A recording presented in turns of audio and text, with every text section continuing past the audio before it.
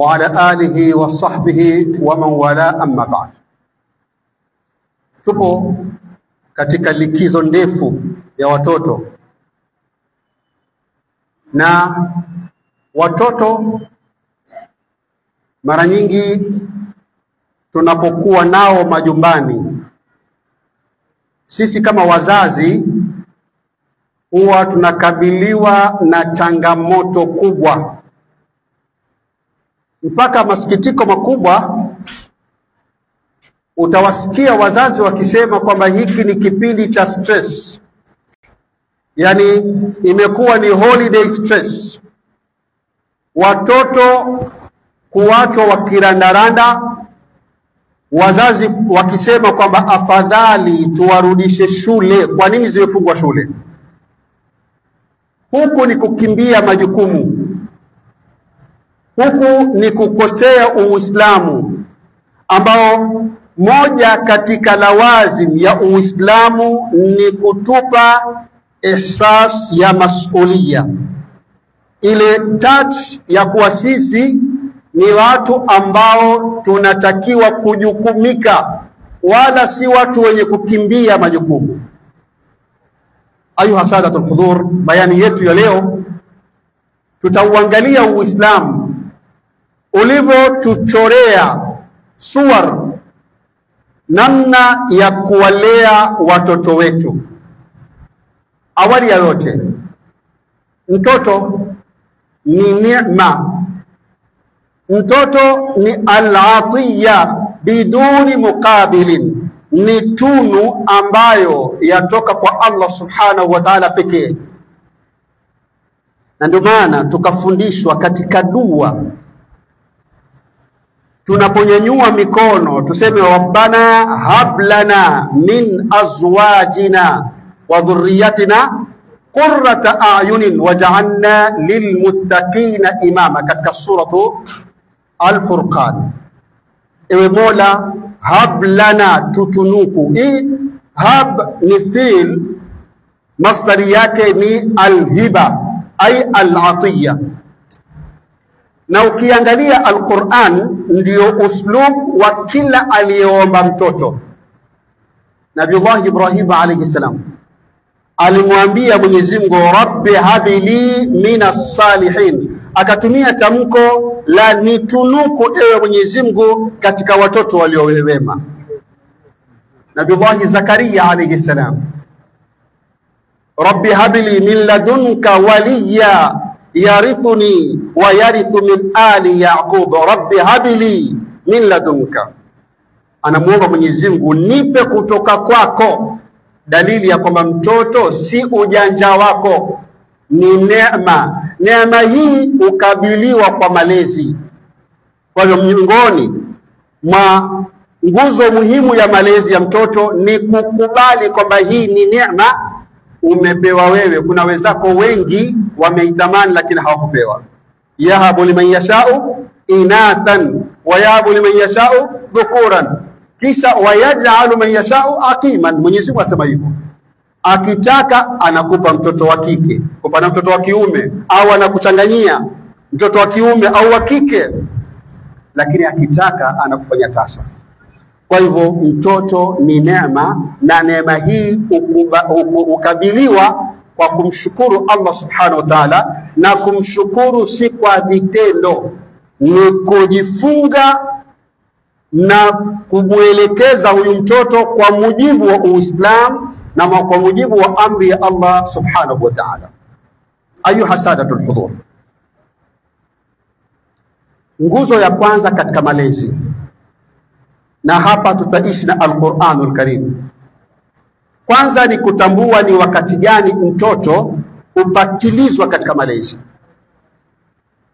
Watoto kupitia marahili, lakini katika hadithi ya Abu Daud inasimuliwa na Amr ibn Shuaib an jaddihi an Rasulillah sallallahu alayhi wasallam, asema muru auladakum bis-salati wa hum abna'i 7 sinin, waamrisheni. Na hapa amri hii ni kwa wazazi, na kuamrishwa hapa ina maana kuwafundisha swala kwa ahkami zake na shuruti zake na nguzo zake.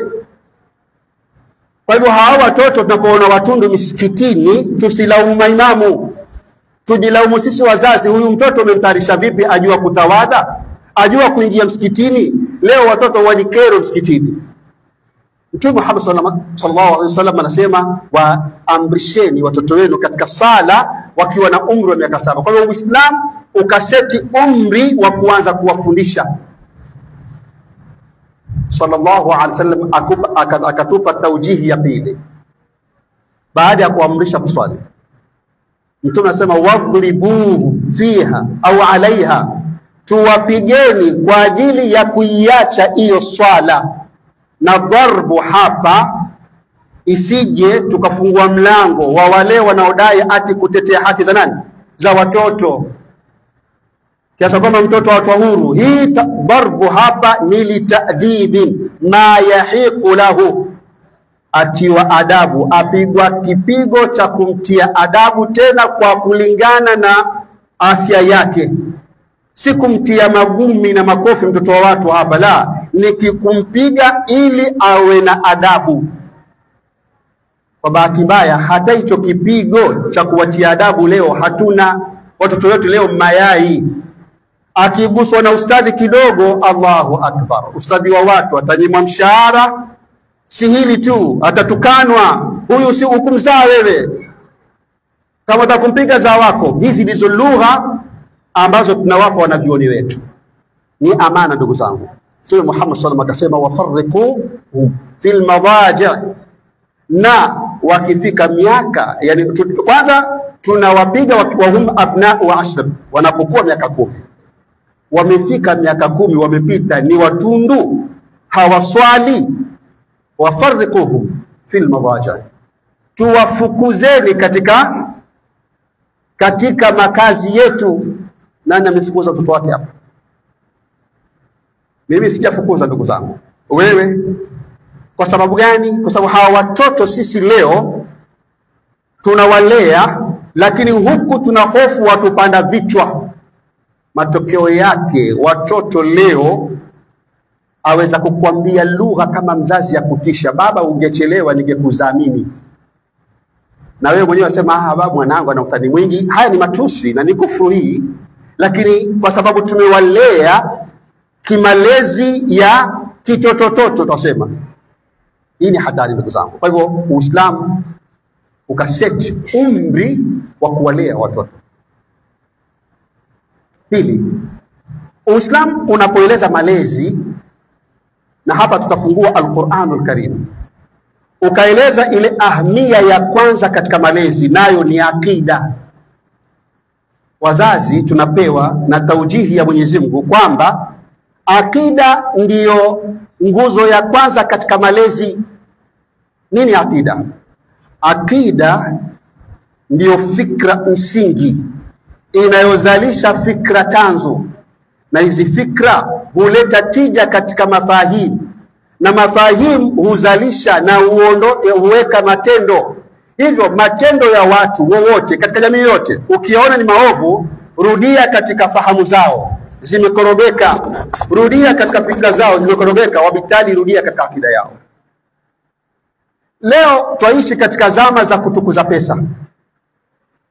Huku kutukuza pesa si fikra tu hivi hivi, hii ni mafahimu, ni fahamu, ni fikra inotokamana na ulimwengu wa materialism, consumerism, kwamba ufanisi tulionao katika maisha leo si mtu kumjua Mungu, ni je, ana pesa ngapi mkononi. Hakadha huwa miqyas. Leo success haipimwi mtu huyu ana akida, mtu huyu ana pesa ngapi. Na ndio maana kwa haya tukakosea hata kuwapa elimu watoto. Tunawapa elimu lakini on basis of material. Soma mwanangu daktari ili utapata pesa nyingi. Soma mwanangu wakili utapata pesa nyingi. Soma mwanangu la soma, mwisho tunakuwa madaktari kweli ambao tumesoma lakini hatuna utu, kwa sababu cha msingi ni pesa. Ile ruhania, ile ruhia, spiritual guidance hatuna. Tumetenganisha dini na siasa, dini na muamala. Kwa hivyo daktari anamfikiria kumnyonga mgonjwa. Hivi ndivyo akida ya kiraslimali Fasluddin al-Haya iliyoleta athari. Uislamu si hivi. Akida ni la ilaha illallah inayomjenga huyu mwanadamu kujua the ultimate purpose in life, kujua lengo na shabaha halisi katika maisha yake. Ibrahimu alayhi salam katika aya ya 131 na aya ya 132 katika suratul Baqara, wa wassa biha Ibrahimu banihi wa Yaqub. Mwenyezi Mungu anasema wa wassa, na katika kira nyingine tunasema wa awsa, ila qiraa cha wassa ni mubalagha, ay huwa wasia si wa kawaida.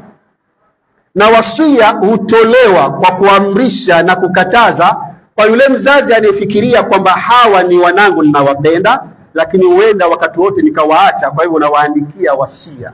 Wa wassa biha Ibrahimu banihi wa Yaqub. Wasia ni upi? Uliusiwa na Ibrahim na Yaqub alayhi salam. Ya baniya inna Allaha astafa lakum ad-din fala tamutunna illa wa antum muslimun. Wasia wa kwanza. Angalia mzazi, umri wake sasa unakurubia kumalizika. Hana zawadi yoyote atakayoiacha kwa watoto, si mali, si biashara, si majumba kama sisi tunavyosema leo. Unapokurubia kufa, wasia wako wa kwanza, ile nyumba Chuda ni ya fulani. Kuna nani kutoka London? Watoto wangu. Hapa wasia ni wasia wa kumjua Allah subhanahu wa ta'ala. Anawaambia kuweni Waislamu, wawasa biha, akahusia kwa mila hiyo ya Kiislamu, na hii ni mudumu nao watoto wangu mpaka kufa kwenu. Yani muishi na akida, muishi na Uislamu mpaka pumzi zenu za mwisho ziwe zinatoka ilhali nyinyi ni Waislamu. Hadha abraz wa a'dhamu alwasiya. Leo wasia wetu ni wa mabiashara, wasia wetu ni wa kugawanya, wasia wetu ni kumwambia mtoto wangu, unajua kuna PlayStation ukikipenda na sisi nitakukosa. Mtoto wangu, nilikuwa nimekuahidi kukupeleka labda London ukaone maajabu, naondoka duniani. Ibrahim alayhi salam, Mwenyezi Mungu akakariri tena, am kuntum shuhada idh hadara Yaqub al-maut idh qala li bani ma ta'buduna min ba'di, mtaabudu nini baada yangu mimi? Wallahi huu ni wasia ndugu zangu. Sisi tuna wasia gani katika jamii zetu? Wallahi wasia ni ule ule, mwanangu utakaue dokta, mwanangu utakaue kadha, mwanangu utakaue kadha. Ndugu zangu, wasia ulioko hapa ni wasia wa kumjenga huyu mtoto Uislamu wake utakaomsaidia katika maisha jumla. Hata ukiondoka ile mali, maadamu umemwachia mafunzo ya Uislamu, mtu huyu atanufaika nayo, mali ataipeleka Kiislamu. Jambo la tatu ndugu zangu katika wasia tunaipata katika kisa cha Nabiullahi Yaqub na Yusuf alayhi salam, katika sura ambayo Mwenyezi Mungu anasema nahnu naqussu alayka ahsana alqasas. Fama hadhihi alwasiya? Allah subhanahu wa ta'ala anasema idh qala Yusuf li abihi ya abati inni ra'aytu 11 kawkaban wash-shamsa wal-qamar ra'aytuhum li sajidin. Yusuf ni mtoto, amwambia babake aona nyota 12 zinamsujudia. Angalia baba alivyo instill elimu hapa ya mazingira, amwambia na kumtahadharisha mwanawe, ya bunayya, ewe mwanangu, hii ni ndoto nzuri sana, la taqsus ru'yaka ala ikhwatika fayakidu laka kaida, usisimulie ndugu zako hii ndoto, watakupangia njama na hakika ya shetani ni adui mkubwa. What lesson are we deriving from this rich story? Kipindi gani ama mafunzo gani tunayapata katika story hii? Ihtimamu ya Yakobu ni mazingira. Aechelea mazingira huenda yakamuharibu nani? Yakamuharibike nani? Yusuf alayhi salam ataieleza ndoto, lakini mazingira ni hasad. Kwa lugha ya leo, unamuhusia mtoto wako juu ya capitalism, hatari yake, consumerism inavyoathiri watu. Leo Waislamu tumekuwa ni maigizo. Tunataka yahusia, ingia TikTok. Na huko kwenye TikTok wanaoingia pale ni wachache wanaomjua Mwenyezi Mungu, ni wachache wanaojua hatari ya ilmania katika maisha yetu. Leo tunakuwa consumerism katika mindset zetu, twaona maisha mazuri kabisa ni maisha ya Kiulaya. Umagharibi ndiyo maisha yetu. Wanasema we want to fit in. Ndio kuishi katika mazingira. So haya ni maisha ambayo mtoto kama navyokariri anachokitaka kwako mzazi ni umpeleke PlayStation. Consumerism. Manake kila umma unaambiwa utafanikiwa kwa kupewa kile unachokitaka. Consumerism ni ideolojia ya kwamba ili uendelee kimaisha lazima umiliki kile ulichonacho. Kwa hivyo leo utanunua gari, mwezi miwili mitatu imepita na wakati haiko sokoni, unanunua gari nyingine. Yaani hivyo maisha ni kufukuza maisha. Kwa hivyo kwa hali hii watoto nao wanabeba fikra hii. Siolewi mimi mpaka nimalize master zangu. Wewe ni malaika, utafanya uchafu. Mwingine anakuambia bwana kuoa mimi itanizuia ndoto zangu za maisha. Mimi nataka kuwa pilot. Sasa nikioa mambo yatakuwa vipi? Hii ndio maisha leo.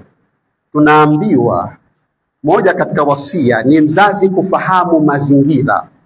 Wabitali mtoto anafundishwa kwamba mazingira yakiwa mabaya yeye asimame firm kuyabadilisha mazingira. Inna ash-shaytana lil-insani aduwwun mubin. Hakika ya shaytan kwa mwanadamu ni adui mkubwa. Jambo la 4 ndugu zangu katika mafunzo ya Uislamu ni hawa watoto kuwapenda. Tusiwe wagumu ndugu zangu. World statesman, world politician sallallahu alaihi wasallam kapigana katika vita mbalimbali, mwajua shughuli zake katika vita vya Badri, Uhud, vita mbalimbali. Lakini sallallahu alaihi wasallam kama anavyoeleza Anas bin Malik, na hadithi hii ipo katika Sahih Muslim, ameitaja nambari 3954. Sallallahu alaihi wasallam asema Anas, ma raaitu ahadan kana arham bil iyal min rasulillahi sallallahu alaihi wasallam. Sijamuonapo mtu mwenye kuwasikitikia zaidi na kuwahurumia zaidi kwa watoto isipokuwa Mtume Muhammad sallallahu alaihi wasallam. Watoto hurumiwa. Watoto huhisi ile hisia, akiugua huzunika kama mzazi. Usiwe jambazi. Huyu mtoto akiugua na wewe pia ugua emotionally.